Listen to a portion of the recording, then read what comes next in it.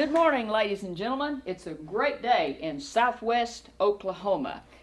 The subject I want to talk about today is one that I love to talk about, men and their mysterious ways. Now, you know, men love to talk about women and how difficult they are to understand. In fact, impossible. Did you know men, I hear they even tell their sons, don't even try to understand a woman. Women are far too complex.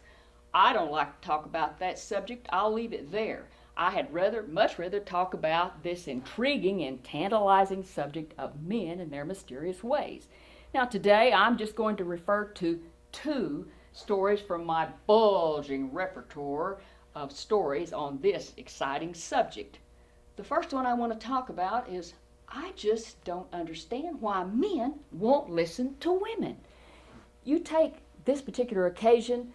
The hailstones are beating down on our house there in southwest Oklahoma, beating till it's scary. It goes on and on and on.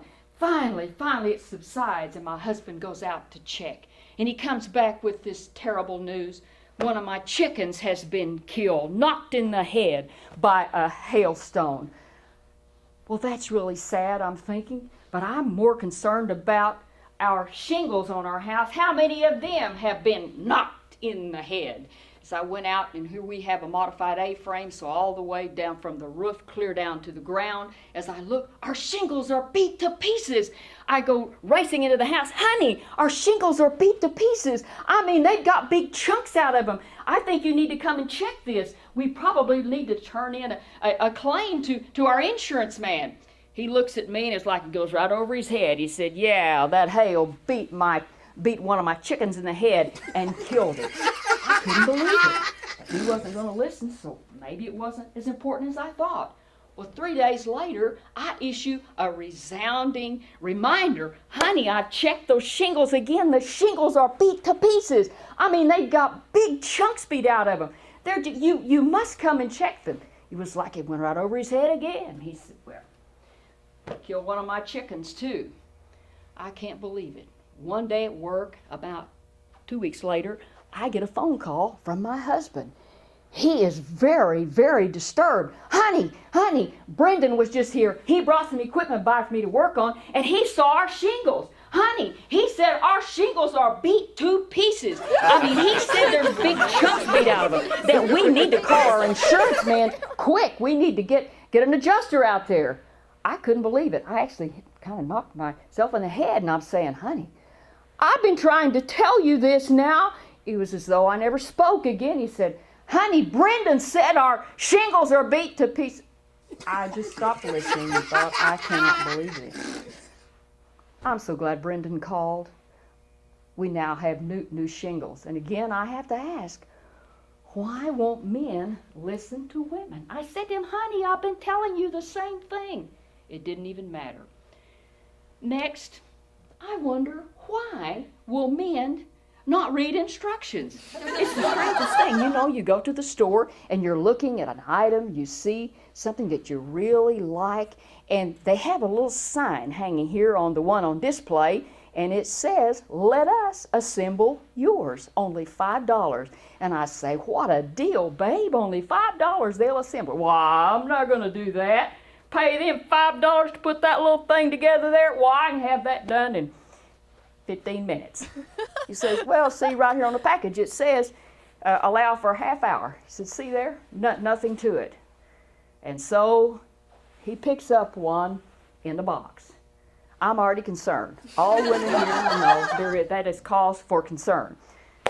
The item is paid for. We get home. You're putting away things. When he says, I'll take care of this, I'm going to be in my workshop, bring this into you, half hour at the latest. You're busy working in the house, busy as can be, upstairs doing some bookkeeping, coming downstairs, taking care. All of a sudden your internal alarm goes off. And I get really worried. I think, my, look at the clock. What? It's not a quarter of an hour or a half hour. It's been 2 hours. This is like leaving the toddler alone for 10 minutes. I had to hurry out to the shop. And, honey, how's it coming? Why, stupid thing, I about got it. It took me all this time to get this thing. I wish they'd do this stuff right. They don't have all the stuff that I need here to put this together. This thing is not going to hold together. I don't know what's wrong. But I say, but honey, what about these parts in the floor, and what about these on your bench here, your workbench? Oh, that's just extra parts. Extra parts? Oh yeah, they always throw those in, extra parts. Well, what about the instructions? Instructions, I don't need them stupid things. The instructions, where are the instructions? Well, they're over in the trash. I'll put them in the trash. I don't need those things. Well, let me just look at them. Hands me the instructions.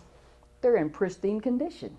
They've never even been brought out of the package. I open up the package, it's one of those great big folders, you know how they have that big thing. And I look for this one that has the parts, has it like an exploded version there so you can see every part. But first I had to find our language. You know, they have all those 5 different languages. I kept hunting, turning it around, turning it over. I found English. That's the only language that I know. And I began to look, and here was this one strange part that I especially was interested in.